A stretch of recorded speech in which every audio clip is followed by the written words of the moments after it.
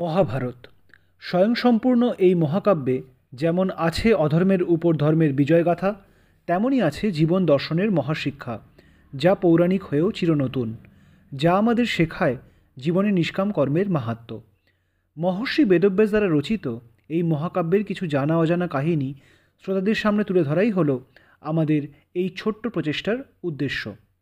আগের পর্ব বিপদভঞ্জন শ্রীকৃষ্ণতে যা শুনেছেন তা একবার ছোট্ট করে মনে করিয়ে দিই।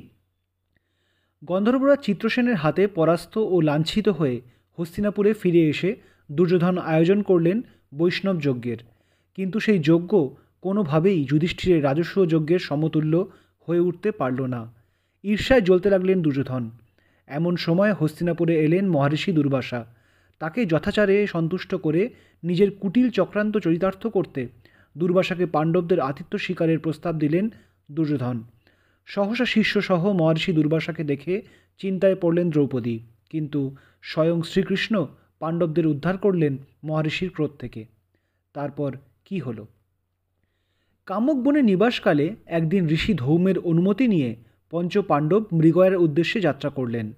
আশ্রমে একাকিনী রইলেন দ্রৌপদী, আর অদূরে নিজের পূজা নিয়ে ব্যস্ত থাকলেন ঋষি ধৌম।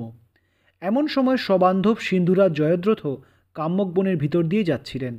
শাল্বরাজের কন্যাকে বিবাহের উদ্দেশ্যেই তার কাম্যক বনের পথ ধরে গমন। সহসা আশ্রমের দ্বারে দণ্ডায়মান অগ্নিশিখার ন্যায় রূপবতী দ্রৌপদীকে দেখে মোহিত হয়ে গেলেন জয়দ্রথ। মিত্র কটিকাশ্যকে জিজ্ঞাসা করলেন, দূরে দেখো মিত্র, ওই দেবীর ন্যায় রূপবতী নারী দাঁড়িয়ে আছেন। আহা, এই নারীকে যদি ভার্যা হিসাবে পাই তাহলে আমার জীবন সার্থক। শোনো মিত্র, আমার আর শাল্বরাজের রাজ্যে যাওয়ার কোনোই প্রয়োজন নেই। এই অনন্যা নারীকেই আমি স্ত্রীরূপে বরণ করতে চাই। তুমি সত্বর ওনার কাছে গিয়ে ওনার পরিচয় জেনে এসো কে ওনার রক্ষক, উনি কি আমাকে স্বামিত্বে বরণ করবেন তাও জেনে এসো। জয়দ্রথর মনোকামনা নিয়ে কটিকাশ্য উপস্থিত হলেন দ্রৌপদীর কাছে। বললেন, কে তুমি হে নারী? তুমি কার কন্যা, কারই বা পত্নী? আমি সুরথ রাজার পুত্র কটিকাশ্য। দূরে ওই দেখো সিন্ধুরাজ জয়দ্রথ দাঁড়িয়ে আছেন, তিনি আমার পরম মিত্র। জয়দ্রথ আমাকে তোমার পরিচয় জানতে এখানে পাঠিয়েছেন। তুমি একাকিনী কেনই বা এখানে দাঁড়িয়ে আছো? কটিকাশ্যের প্রশ্ন শুনে দ্রৌপদী ঈষৎ হাস্যে উজ্জ্বল হয়ে বললেন, এখানে এখন আমি ছাড়া কেউই উপস্থিত নেই যে আপনার প্রশ্নের উত্তর দেবে, তাই আমি আপনার জিজ্ঞাসার নিরসন করছি। আমি দ্রুপদ কুমারী কৃষ্ণা, ইন্দ্রপ্রস্থের নিবাসী পঞ্চপাণ্ডব আমার স্বামী। তারা এখন সকলে মৃগয়া করতে গিয়েছেন। আপনারা আমাদের আশ্রমে আসুন, স্থান গ্রহণ করুন। আমি আপনাদের সসম্মানে আমন্ত্রণ জানাচ্ছি। আর্যপুত্র যুধিষ্ঠির অতিথি বৎসল, তিনি ফিরে এসে আপনাদের দেখে বড়ই আনন্দিত হবেন। কটিকাশ্যের মুখে দ্রৌপদীর আমন্ত্রণ বার্তা শুনে জয়দ্রথ উল্লসিত হয়ে উঠলেন। ভালোই হলো, এই নারী নিজের থেকেই তাকে আমন্ত্রণ জানিয়েছে, এবার একে নিজের সাথে সিন্ধুরাজ্যে নিয়ে গেলেই হয়। এইসব ভাবতে ভাবতে জয়দ্রথ আশ্রমে প্রবেশ করলেন সবান্ধবে। দ্রৌপদী করজোড়ে তাদের অভ্যর্থনা করে বললেন, স্বাগতম নৃপকুমার। এখন এই সামান্য ফল মিষ্টান্ন আপনারা গ্রহণ করুন। পাণ্ডবগণ ফিরে এলে তারা যথোপচিত আপনাদের সেবা করবেন। পাণ্ডবদের সেবার কোনোই প্রয়োজন নেই আমার সুন্দরী। নিজের লালসার ভাব গোপন করবার কোনো চেষ্টা না করেই বললেন জয়দ্রথ।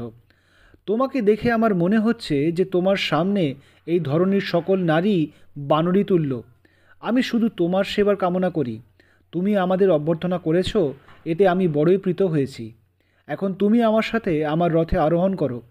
তুমি আমার সিন্ধুরাজ জয়দ্রথর প্রধানা মহিষী হবে। চলো, রাজ্যহীন শ্রীহীন পাণ্ডবদের ঘরণী হয়ে থাকবার আর কোনোই প্রয়োজন নেই তোমার। ধিক আপনাকে সিন্ধুরাজ! বিতৃষ্ণায় ও ক্রোধে অগ্নিবর্ণা হয়ে উঠলেন পাঞ্চালী। আপনি কুরুবংশের জামাতা, কুরুকুমারী দুঃশলার স্বামী আপনি। সেই সম্পর্কে আমি আপনার আত্মীয়া। আমাকে এহেন কুপ্রস্তাব দিতে আপনার লজ্জা করল না? আর আপনি জানেন না হয়তো পাণ্ডবেরা কতটা বলশালী। তাদের একমাত্র ভার্যাকে নিগ্রহ করেছেন আপনি। তা যদি তারা জানতে পারেন তাহলে মিত্র সৈন্যসহ আপনি বিনষ্ট হবেন। এই দণ্ডেই আপনি আমার গৃহ থেকে চলে যান। হাসালে আমাকে তুমি কৃষ্ণা। গর্ভে অন্ধ জয়দ্রথ বলে উঠলেন, পাণ্ডবদের সামর্থ্য আমার ভালোভাবেই জানা আছে। যখন দূত সভায় তোমাকে লাঞ্ছনা করা হয়েছিল তখন তারা কিছুই করেনি। যাক, সেসব কথা যাক।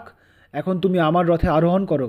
যদি স্বেচ্ছায় করো তো ঠিক আছে, না তো আমি তোমাকে বলপূর্বক হরণ করে নিয়ে যাব।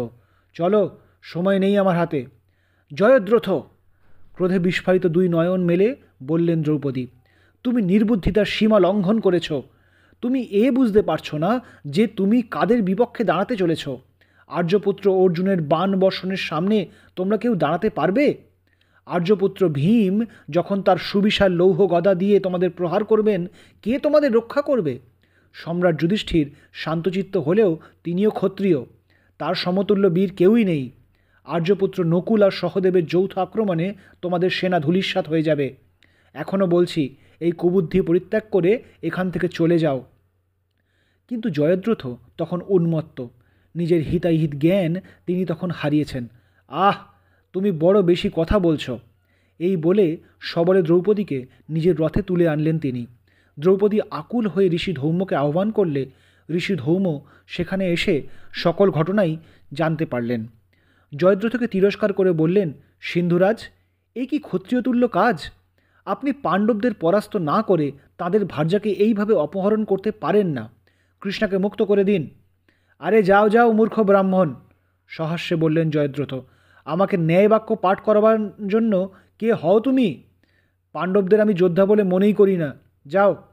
এই বলে তিনি নিজের রাজ্যের দিকে রথ চালানোর আদেশ দিলেন। অগত্যা ঋষি ধৌম সিন্ধুরাজের সেনার সাথে সাথে চলতে লাগলেন। মৃগয়া শেষ করে পাণ্ডবেরা আশ্রমের সামনে এসে মিলিত হলেন, কিন্তু আশ্রমের শূন্য দশা দেখে তাদের মন ভীত হয়ে উঠল। যুধিষ্ঠির বলে উঠলেন, পাঞ্চালীকে দেখছি না, ঋষি ধৌম্য তো এখানেই ছিলেন, কোথায় গেলেন তারা? তাদের কোনো বিপদ হয়নি তো? অনুজ, তোমরা সন্ধান করে দেখো তো। সম্রাট! সহসা এক বালিকা কণ্ঠের উচ্চ চিৎকারে সকলে ফিরে তাকালেন। দ্রৌপদীর প্রিয়া ধাত্রীকন্যা কাঁদতে কাঁদতে এসে পাণ্ডবদের সামনে লুটিয়ে পড়ল। কি হয়েছে কন্যা, আমাকে খুলে বলো, বললেন যুধিষ্ঠির। মহারাজ, দেবী দ্রৌপদীকে সিন্ধুরাজ জয়দ্রথ সবলে হরণ করে নিজ রাজ্যের দিকে গমন করেছেন। ঋষি ধৌম্য সেই পথেই গিয়েছেন। আপনারা সত্বর যান মহারাজ, না তো দেবী দ্রৌপদীর সর্বনাশ হবে।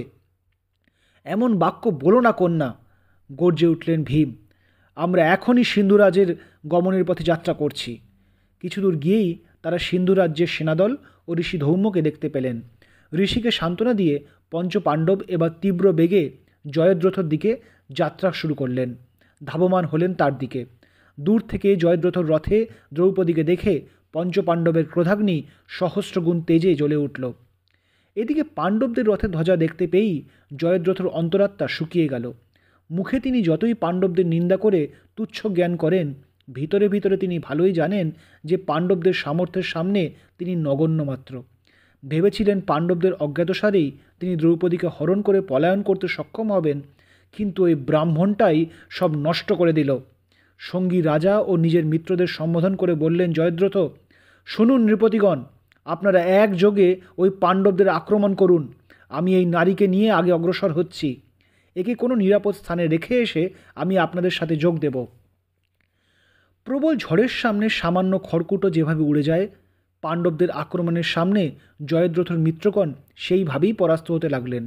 ভীমের গদার একটি মাত্র আঘাতে কটিকাশ্ব ধরাতলে ভূপতিত ও নিহত হলেন। তখন উপায়ান্তর না দেখে দ্রৌপদীকে রথ থেকে নিচে নামিয়ে দিয়ে জয়দ্রথ ঊর্ধ্বশ্বাসে বনের মধ্যে সবেগে পলায়ন করলেন। যুধিষ্ঠির পাঞ্চালীকে নিজের রথে উঠিয়ে নিয়ে জিজ্ঞাসা করলেন, কৃষ্ণা, তুমি কুশলে আছো তো?